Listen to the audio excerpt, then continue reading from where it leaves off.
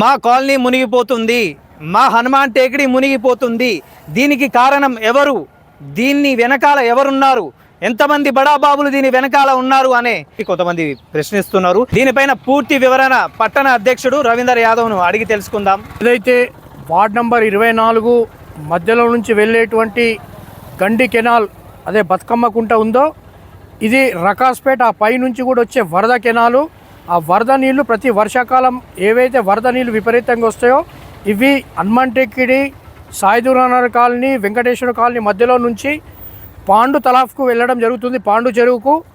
అయితే ఈ వర్షాకాలం వచ్చే వరద నీళ్లు పోవడానికి ఇక్కడ నుండి సాత్పూల్ వరకు కూడా ఏదైతే ముందు నుంచి ఉన్న కెనాల్ ఉన్నదో అది యాస్టీజ్ అలాగే ఉన్నది.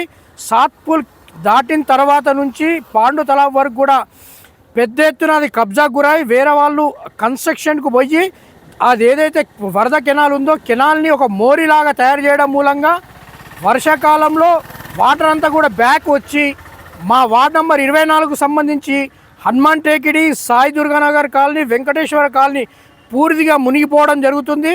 కాబట్టి ఇప్పుడైనా ఇరిగేషన్ అధికారులు ఇమ్మీడియట్గా స్పందించి, అలాగే ఇప్పుడు కొత్తగా వచ్చినటువంటి మన సబ్ కలెక్టర్ గారు కూడా స్పందించి దీనిపైన చర్యలు తీసుకోవాలని ఈ సందర్భంగా కోరుచున్నాను. మరిన్ని అప్డేట్స్ కొరకు మన ఛానల్ని సబ్స్క్రైబ్ చేయండి.